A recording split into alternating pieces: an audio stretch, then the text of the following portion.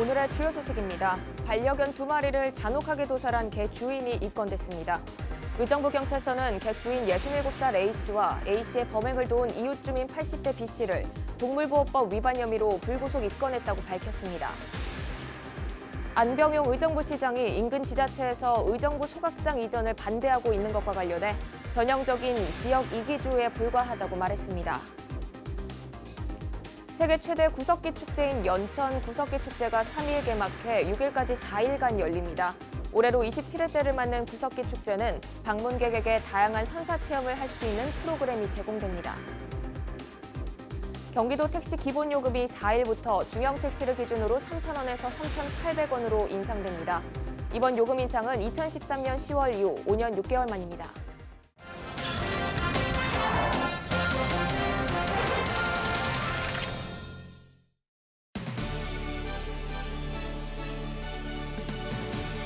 여러분 안녕하십니까? 헬로티비 뉴스 나라입니다. 반려견 2마리를 잔혹하게 도살한 개 주인이 입건됐습니다. 의정부 경찰서는 개 주인 67살 A씨를 동물보호법 위반 혐의로 불구속 입건했다고 밝혔습니다. A씨는 지난달 29일 자신의 집 근처에서 개 2마리를 가스배관에 목매달아 도살한 혐의를 받고 있습니다. 죽은 개들은 A씨가 3년 전부터 키워왔던 것으로 A씨는 경찰 조사에서 키울 형편이 안 돼 이웃에게 도와달라고 요청해 개를 죽였다며 혐의를 인정했습니다. 경찰은 A씨의 범행을 도운 이웃 주민 80대 B씨도 조만간 불러 조사하고 입건할 예정입니다. 안병용 의정부시장이 인근 지자체에서 의정부 소각장 이전을 반대하고 있는 것과 관련해 전형적인 지역 이기주의에 불과하다고 말했습니다. 안 시장은 소각장 이전지에서 반경 2km 떨어진 양주와 포천, 남양주 지역 주민들에게 법령에 따라 소각장 이전 사안을 설명하고 있지만 반대가 심하다며 이같이 말했습니다. 안 시장은 또 이들 지자체들의 반대는 한 개 시군에 소각장 한 곳을 짓는다는 원칙과도 맞지 않는다고 지적했습니다. 의정부시는 현재 장암동에 있는 의정부 소각장이 내구 연한이 지남에 따라 자일동으로의 이전을 추진하고 있습니다. 도시에 사람이 모이게 하려면 개발은 필연적인 거죠. 그래서 각종 문화시설을 공급하고 택지를 조성해 아파트를 짓습니다. 그런데 이런 개발로 인해 피해를 입는 사람들도 분명 있을 텐데요. 바로 원주민들입니다. 원주민을 내쫓는 도시개발의 폐해를 집중 보도합니다. 이지훈 기자입니다. 지난 40여 년간 개발에 손이 닿지 않았던 경기 북부의 한 농촌 마을입니다. 재작년 개발 제한구역 해제를 시작으로 복합문화단지로의 변화를 앞두고 있습니다. 축구장 87개를 합친 크기의 이곳엔 호텔과 아웃렛, K-팝 공연장 등이 들어섭니다. 총 사업비는 4,800억 원. 관할 자치단체는 사업 추진에 사활을 걸고 있습니다. 의정부 100년 먹거리와 일자를 창출을 위해서 현재 의정부시에서 역점적으로 추진하고 있습니다. 하지만 이곳에 거주하고 있는 75가구 주민들은 개발에 밀려 쫓겨날 처지에 놓였습니다. 20년 전 이 마을에 터를 잡은 조성민 씨. 조 씨가 노부모를 모시고 살고 있는 집은 이 비닐하우스입니다. 안녕하세요. 한낮에도 불을 켜야만 앞이 보이는 어두컴컴한 실내. 여기서 주무시고 여기 생활하시고 어머니는 저쪽방에서 살고 저는 이제 이 방에서 생활을 하고 지저분해서 이렇게 그렇고 근데 여기서 생활하는 게 보는 그대로예요. 이게. 연탄 난로가 한쪽 자리를 차지하고 있고 방바닥엔 전기장판이 깔려 있습니다. 바깥은 따뜻한 봄이지만 집 안에선 여전히 서늘함이 감돕니다. 장판 안 키면 추워서 못 앉았어요. 번듯한 집 한 채 갖고 싶다는 희망은 포기한 지 오래. 비닐하우스만으로도 감지덕지했습니다. 그런데 일대의 대규모 개발이 예고되면서 조 씨 가족은 이것마저도 빼앗길 처지입니다. 볼버 건축물에 살고 있어 이주비 외 일체 보상도 없습니다. 난감하고 당황스럽고 무기력하고 사실 법대에 그렇다고 하니까 어떻게 해버려서 무기력하고. 건강이 좋지 않은 부모는 조 씨의 어깨를 더욱 짓누릅니다. 양친 모두 지병 등으로 거동조차 어렵습니다. 이사 가게 되면은 아무래도 이제 건강이 더 악화되겠죠. 그리고 좋은 환경을 가는 게 아니니까 그러면은 바로 돌아가신다고 봐야죠. 이 마을에서 4대째 살고 있는 김선희 씨 역시 앞길이 캄캄합니다. 온 가족이 살 수 있는 집을 지어 현재 시어머니를 모시고 살고 있는데 이 집도 곧 헐릴 처지입니다. 집이 헐리는 대신 주겠다는 보상 금액은 1억 4천여만 원, 건축비 2억 원도 못 건집니다. 토지 보상가도 주변 시세보다 평당 150만 원 정도 낮게 책정됐다고 말합니다. 황당했죠. 그래도 처음에 협상하고 막 이렇게 주변 시세가 해서 저희가 그래도 기대한 보상가가 집과 토지 보상금으로 책정된 금액은 총 5억 9천여만 원. 시아버지 병간호 하느라 진 빚 3억 원을 갚고 나면 마땅히 갈 곳이 없다고 말합니다. 빚 갚고 나면은 한 2억 정도 남는데 그걸 2억을 가지고 지금 이 주변에서도 못 살고 어디 가서 살겠어요. 그렇다고 뭐 산골에 들어가서 살 수도 없는 거고. 의정부 시는 박상하라! 박상하라! 주민들은 결국 길거리로 나왔습니다. 주변 시세에 훨씬 미치지 못하는 보상가 통보입니다. 이 보상금으로는 주변의 어느 토지를 대토조차 할 수 없는 금액으로 주민들은 적정 보상 금액이 나올 때까지 보상 협의에 응하지 않겠다고 밝혔습니다. 일반적인 도시개발 사업이라면 사업자는 토지 소유자 절반 이상의 동의를 받아야 사업에 들어갈 수 있습니다. 하지만 복합문화단지 사업은 주한미군 공여구역 특별법으로 추진돼 주민들이 보상 문제를 제기해도 사업 시행자 측에서 강제로 땅을 수용할 수 있습니다. 네, 주한미군 특별법 같은 경우에는 주한미군에게 공여되어서 피해를 입었던 주민들에게 지역 경제를 활성화시켜주고 주민 복리 증진을 시켜주는 차원에서 사업을 간단하게 진행시킬 수 있도록 도와주는 그 취지가 있습니다. 하지만 이 사업 같은 경우에는 주민의 토지를 강제로 수용하면서 피해만 입히고 주민 복리 증진은 도무지 보이지 않아 피해를 입고 있는 상황입니다. 의정부시는 앞으로 2차례 보상 협의를 해보고 합의가 안 되면 6월쯤 강제 수용 절차를 밟겠다고 밝혔습니다. 예, 안 되는 거죠. 다시 평가를 내면 1년 이상 지나야 되는데 기간 안에 일단 수용 제기를 하니까 저는 이제 우리는 뭐 그대로 이제 갈 수밖에 없는 입장이죠 지금. 장밋빛 전망의 개발 사업이 이곳 주민들에겐 절망감만 안겨주고 있습니다. 지난해 말 정부로부터 신규 택지로 지정된 마을입니다. 정부는 이곳에 총 4,600여 가구를 공급할 예정입니다. 내후년부터 분양을 시작할 계획입니다. 실수요자의 주거 지원을 위한다는 것이었지만 정작 80여 세대 원주민들은 주거 불안에 떨고 있습니다. 이곳에 택지가 들어설 거란 소식이 알려지면서 마을 곳곳에는 이런 현수막이 걸려 있습니다. 남아있는 집 한 채 사탕 발림으로 구슬리지 마라. 이 마을 주민들의 불안함을 짐작해 볼 만합니다. 공공주택이라든지 뭐가 들어온다면은 주민들이 떠날 방침을 세워주고 떠나게 했으면 좋겠는데 무조건 보상을 해준다고 보상을 얼마나 해주든지 간에 떠나야 되는 건 사실이잖아요. 주민 눈높이에 맞는 토지 보상이 이루어질지도 미지수입니다. 이 마을의 표준지로 선정된 땅입니다. 도로 바로 옆에 붙어있지만 40여 년간 개발 제한구역으로 묶여 있었기 때문에 건물을 짓는 등 일체의 재산권 행사가 불가능했습니다. 지난 10년간의 공시지가 추이를 확인해봤습니다. 2008년 16만 원이었던 공시지가가 지난해엔 18만 원, 10년 동안 2만 원이 올랐습니다. 주변 시세에 여기 묶여 있다 보니까 주변 시세보다는 지금도 상당히 저평가돼 있고. 하지만 관련법은 공익사업에 따른 토지 보상을 할 경우 공시지가를 기준으로 보상 금액을 결정한다고 규정해두고 있습니다. 보상 금액이 시세와 차이가 날 수밖에 없는 이유입니다. 또 개발에 따른 지가 상승 등 토지의 미래 가치를 보상 금액에 반영하지 않도록 하고 있습니다.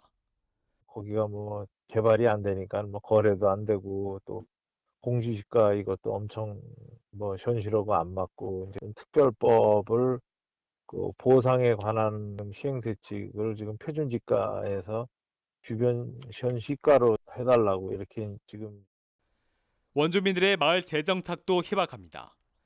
개발 후 치솟는 땅값을 감당하기 어렵기 때문입니다. 거기에 사는 사람들에 대한 배려보다는 거기 그 장소를 어떻게 바꾸느냐에 포커스가 맞춰져 있기 때문에 사실 한계들이 분명히 있죠. 하드웨어가 바뀌어버리면 그 지역 주민들은 내몰릴 수밖에 없는 상황이거든요. 일방적으로 내쫓고 보는 이른바 식민지식 도시개발. 법령도 행정력도 원주민들은 어디에도 기댈 데가 없습니다. 헬로티비 뉴스 이지훈입니다.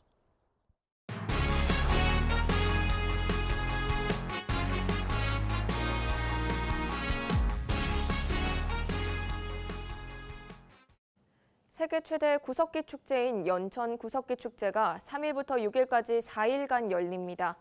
올해로 27회째를 만든 구석기 축제는 방문객에게 다양한 선사 체험을 할 수 있는 프로그램이 제공됩니다. 세계 구석기 체험마당에서는 프랑스와 독일, 포르투갈 등 세계 각국의 선사 체험 프로그램을 준비하고 있으며 석기를 만들고 막집을 짓는 등의 체험도 해볼 수 있습니다. 이외에도 축제 기간 중 저녁 공연이 예정돼 있으며 중장년을 위한 장터 노래방도 열릴 계획입니다. 이 밖에 연천의 우수 농특산물을 저렴한 가격에 구매할 수 있는 장터도 마련돼 있습니다. 이 아름다운 5월에 연천을 갖다 많이 방문해 주셔서 가족과 함께 그 좋은 어떤 추억을 남기시는 그런 시간이 되었으면 좋겠습니다. 네. 경기도 택시 기본요금이 4일부터 중형 택시를 기준으로 3,000원에서 3,800원으로 인상됩니다. 이번 요금 인상은 2013년 10월 이후 5년 6개월 만입니다. 도는 운송원가 상승에 따라 요금 조정이 필요하다는 택시업계와 도의회의 의견을 반영해 요금을 인상했다고 설명했습니다. 거리와 시간에 따른 추가 요금은 시군별로 달라 이용객들의 불편이 예상되자 도는 이후 추가 요금 단일화를 추진할 계획이라고 밝혔습니다. 아프리카 돼지열병이 중국 전역으로 확산되면서 경기도가 농가의 주의를 당부했습니다. 현재 중국에서 사육하는 돼지의 3분의 1이 아프리카 돼지열병에 감염된 것으로 추정되고 있습니다. 도는 도내 양돈 농가와 발생국 여행자를 대상으로 예방 관련 홍보를 강화하고 있으며 농가를 대상으로 방역 교육을 시행하고 있습니다. 중국과 베트남, 캄보디아 등 발생국 방문 여행자는 축산시설 출입을 금지해야 하며 소시지 등 축산물을 국내로 반입할 경우 500만 원 이하의 과태료 처분을 받습니다.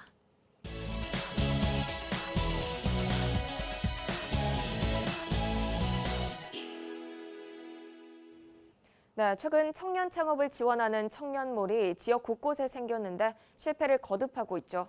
그런데 의정부에서 이 실패 이유를 파악해 성공할 수 있도록 지원하는 방안을 마련하고 지난 2일 의정부 지하상가에 16곳의 상점이 문을 열었습니다.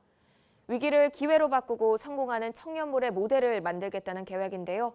오늘 미니 인터뷰에서는 의정부 청년몰을 기획하고 지원하는 경민대 산학협력처 김한철 처장의 얘기를 들어봤습니다.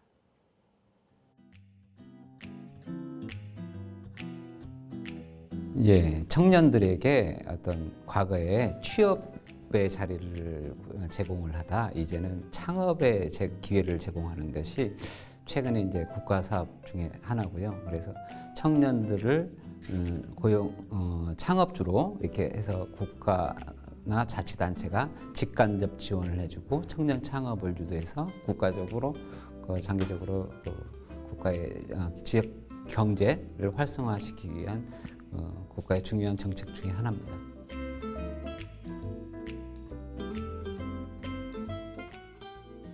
전국에 행정안전부에서 주관하는 청년몰이 약 10개 정도 됩니다. 그래서 제가 그 10군데 다 보고 왔는데요.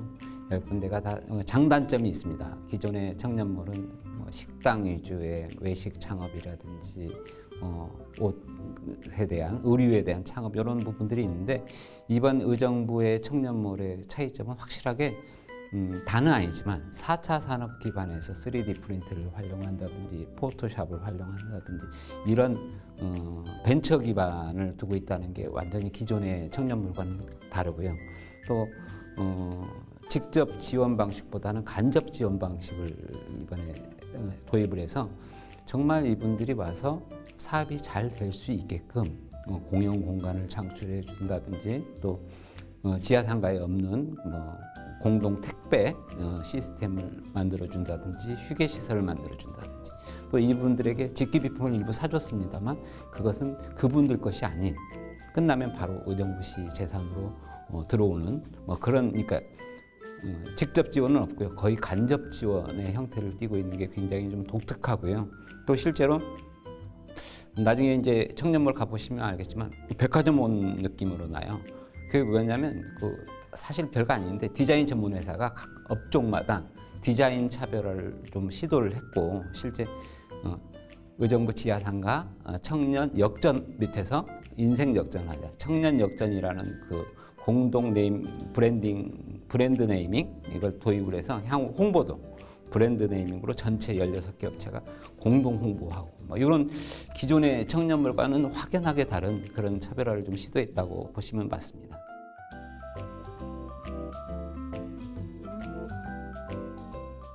청년몰 실패하죠. 왜냐하면 성인들도 창업을 해서 10명 중에 7군데, 8군데는 실패합니다. 청년들도 당연하죠.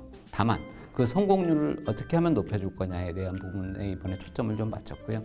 그래서 굉장히 교육을 강화시켰어요. 이번에 청년몰 16개 업체는 기본 아주 전문가들에게 21시간의 교육을 받았고요. 또 실제로 1대1 매칭해서 본인의 사업이 향후 어떻게 할 거냐에 대한 전문가 자문을 1대1 매칭 프로그램이라고 저희가 이야기하는데요.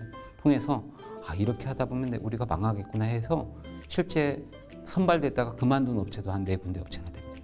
그래서 또 신규했고 그래서 향후 실패 가능성에 대한 부분들을 충분히 설명해주고 어떻게 극복할 건가에 대한 부분들을 사실 또 다른 청년몰과 다르게 저희가 어떻게 보면 교육 전문기관이거든요. 어떤 교육을 굉장히 강화시켰습니다. 그래서 제가 볼 때는 그게 실패를 감소시킬 수 있는 중요한 요소 중에 하나고 또 이번에는 의정부 지하상가 상인회와 뭐 의정부 시청 시설관리공단 또 중소기업진흥공단 중소벤처부 이런 데들 용현산업단지 여러 기관들이 청년몰에 대해서 굉장히 어떻게 보면 종합지원 뭐 이런 시스템이 진행됐고 향후에도 이 청년몰을 지원하기 위한 지역사회의 공동 프로그램 이런 것들이 나오지 않을까 저는 개인적으로 그렇게 기대하고 그래야지 성공을 조금이라도 더 올릴 수 있는 그런 기회가 된다고 생각해 봅니다.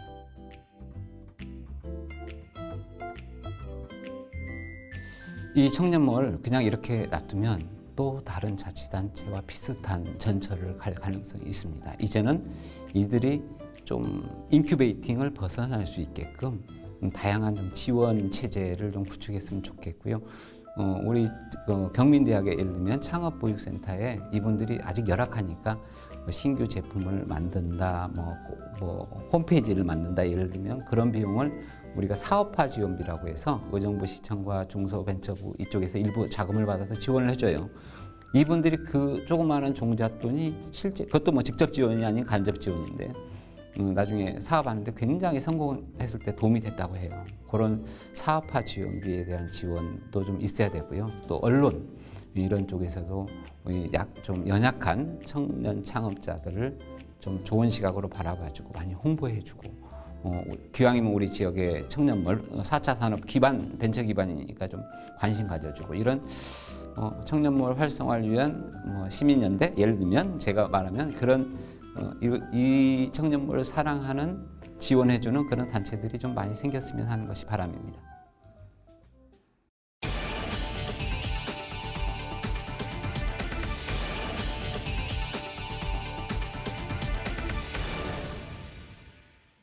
네, 계속해서 날씨 정보입니다. 주말과 다음 주 월요일까지 이어지는 연휴 동안 날씨 걱정은 안 하셔도 될 것 같습니다. 토요일은 낮 최고 기온이 27도까지 오르고 맑은 날씨를 보이겠는데요. 하지만 미세먼지 농도는 나쁨 수준을 보여 나들이 하실 때는 주의하셔야겠습니다. 다음은 경기 북부 주간 날씨입니다. 대체적으로 맑은 날씨가 이어지겠지만 큰 일교차에는 주의하셔야겠습니다. 이어서 생활지수입니다. 미세먼지가 심해 운동과 세차는 되도록 하지 않는 것이 좋겠습니다. 또 나들이 가실 때는 마스크를 꼭 착용해 주시기 바랍니다. 지금까지 날씨 전해드렸습니다.